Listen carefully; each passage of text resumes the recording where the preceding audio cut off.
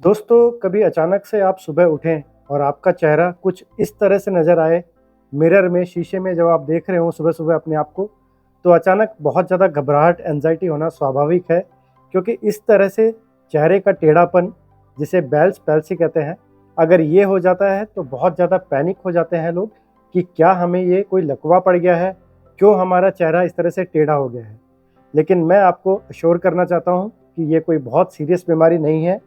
और आज का ये वीडियो इसी के ऊपर है कि क्या ये प्रॉब्लम है, क्यों होती है, लक्षण क्या आ सकते हैं, किस तरह से ट्रीट किया जाता है और कितने दिनों में ये प्रॉब्लम पूरी तरह ठीक हो जाती है। नमस्कार, मैं हूं डॉक्टर अरुण तुंगारिया।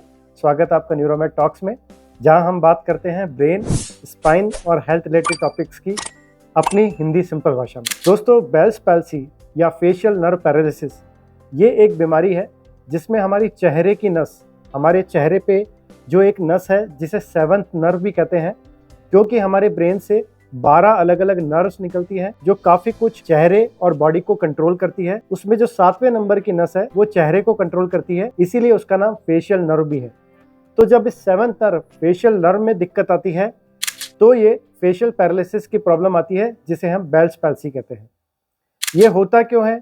बहुत सी रिसर्च इसके बारे में हुई है, लेकिन सबकी सहमति इसी बात पे है कि कोई ना कोई वायरल इन्फेक्शन होता है, चाहे वो हर्पीस जोस्टर का वायरस हो, चाहे इन्फ्लुएंजा वायरस हो या फिर कोई और वायरस हो। इस वायरस के इन्फेक्शन की वजह से सेवंथ नर्व में ये प्रॉब्लम आती है और ज़्यादातर ये केसेस अचानक से एक्यूटली प्रेजेंट करते हैं। तो जैसा मैंने शुरू में बताया था, सुबह उठने के बाद आप जब मिरर में चेहरा देखते हो या फिर सुबह सुबह आपको कोई और फैमिली मेम्बर देखता है, तो वो देखते ही उसे लग जाता है कि कुछ प्रॉब्लम है, चेहरे में कुछ एसिमेट्री, जो टेढ़ापन है चेहरे का, वो क्लियर कट नज़र आता है। चेहरे के जो लक्षण आते हैं बेल्स पैल्सी में, उसमें सबसे इम्पॉर्टेंट है एसिमेट्री ऑफ द फेस। चेहरा एक तरफ से टेढ़ा हो जाता है, खासकर हमारा जो माउथ है, एंगल ऑफ द माउथ है, ये वाला एरिया इस तरह से आप देख सकते हो कि वो टेढ़ापन उसमें साफ देखने को मिलता है। उस साइड से, जिस साइड वीक हुआ है, वहाँ से सलाइवा भी गिर सकता है हमारे बिना किसी कंट्रोल के।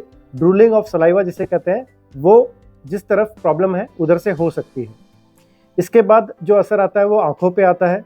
आंखों में जिस तरफ प्रॉब्लम है वहाँ ब्लिंकिंग कम हो जाती है, आंखें जो पलक झपकाना है वो कम हो जाता है वहाँ पे, जिसकी वजह से आंखों का जो पार्ट है कॉर्निया वाला, वहाँ पे ड्राइनेस आ सकती है और ड्राइनेस की वजह से बहुत ज़्यादा टीयर्स भी बन सकते हैं, आंखों में बार बार पानी भी आ सकता है। ये भी एक प्रॉब्लम हो सकती है। आंखों में ड्राइनेस की वजह से दिखाई देने में भी दिक्कत आ सकती है, धुंधला दिखाई दे सकता है। इसके बाद जो फेशियल मसल्स हैं वो भी कम काम करती हैं, इसलिए चबाने में, खाने में दिक्कत आती है और जिस साइड प्रॉब्लम है उस साइड में हमें स्वाद भी कम लगता है, टेस्ट का जो सेंसेशन है वो भी लॉस्ट हो जाता है। कान के पीछे और जॉ के पीछे वाले एरिया में दर्द रह सकता है और हमें हाइपर एक्यूसिस, मतलब साउंड्स को लेके सेंसिटिविटी है वो बढ़ जाती है।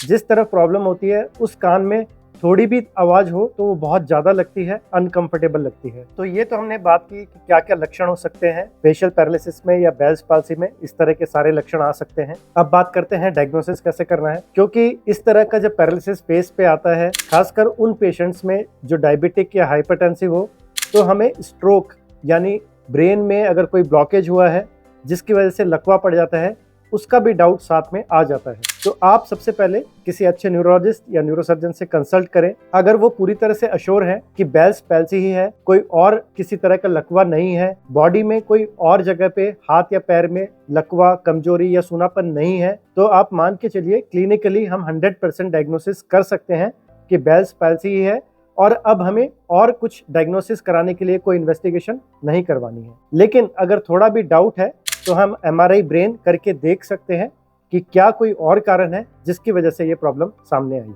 डायग्नोसिस के बाद बात करते हैं ट्रीटमेंट की। सबसे पहले आपको पैनिक नहीं होना है, घबराना नहीं है। ये प्रॉब्लम कुछ टाइम में अपने आप ठीक हो जाती है। ज़्यादातर केसेस में बहुत अच्छी रिकवरी वापस से आ जाती है, जो पैरालाइज्ड पार्ट है फेस का, और वापस से पेशेंट पूरी तरह से नॉर्मल अपीयरेंस में और फंक्शन में वापस आ जाता है। टाइम जो लगता है, जो केसेस माइल्ड होते हैं उनमें लगभग 2 महीने में पूरी तरह ठीक हो जाते हैं और कुछ सीवियर केसेस में 3 से 6 महीने भी लग सकते हैं पूरी तरह ठीक होने में। जो ट्रीटमेंट हमें देना होता है, शुरू में स्टेरॉइड, प्रेडनिसोलोन, ये एक गोली होती है स्टेरॉइड की, वो इन केसेस में दी जाती है उसका एक अच्छा इफेक्ट आता है, सूजन ये कम करता है, जिसकी वजह से रिकवरी भी थोड़ी जल्दी हो जाती है। कुछ एंटीवायरल मेडिकेशंस, क्योंकि जैसा मैंने शुरू में बताया वायरल इन्फेक्शन की वजह से ये प्रॉब्लम आती है, तो एंटीवायरल मेडिकेशंस भी दे सकते हैं जो वायरस के अगेंस्ट इफेक्टिव होती हैं और जिसकी वजह से अगेन रिकवरी थोड़ी जल्दी आ सकती है। इसके बाद हमें ध्यान रखना है अपनी आँख का, क्योंकि आँख इसमें बंद नहीं हो पा रही है।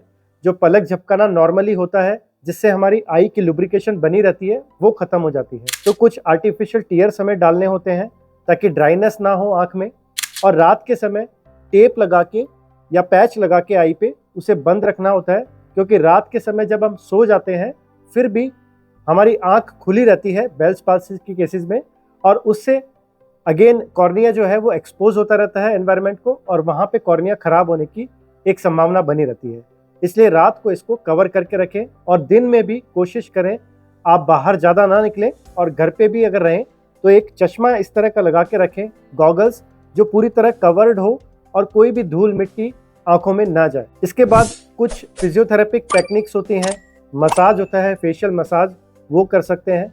उसमें सबसे कॉमनली जो प्रिस्क्राइब किया जाता है वो हम बताते हैं अपने पेशेंट को कि आप इस तरह से, सपोज इस वाले लेफ्ट साइड में बेल्स पाल्सी है, ये एरिया इफेक्टेड है, तो अपने हाथ को इस तरह से रखें, पॉइंट इस तरह से रखें, और एंगल ऑफ माउथ से कान तक इस तरह से ये वाला जो मोशन है मसल्स को ये देते रहें, जिससे आपकी मसल्स की टोन बनी रहेगी और रिकवरी थोड़ी जल्दी होगी। इसके साथ कुछ एक्सरसाइज जैसे कि च्यूइंग, आप चबा सकते हैं, जितनी भी कोशिश कर सकते हैं अपने जिस तरफ प्रॉब्लम है उस तरफ से चबाने की कोशिश करें। अपने दोनों होठों को जोड़कर इस तरह से जो एक्सरसाइज की जाती है मुंह को फुलाने वाली, वो कर सकते हैं। इसके अलावा कुछ फिजियोथेरेपिस्ट एक्यूपंक्चर भी इसमें करते हैं, जो कि रिकमेंडेड है, करवा सकते हैं। कुछ इलेक्ट्रॉनिक डिवाइसेस जैसे कि टेंस या कोई इलेक्ट्रिकल स्टिमुलेशंस यहाँ की मसल्स के लिए, वो भी रिकमेंडेड है, करवा सकते हैं अगर सीवियर केसेस में बहुत ज़्यादा पैरालिसिस हो गया है। बहुत ही रेयर केसेस में अगर बहुत लंबे समय तक रिकवरी नहीं हो रही,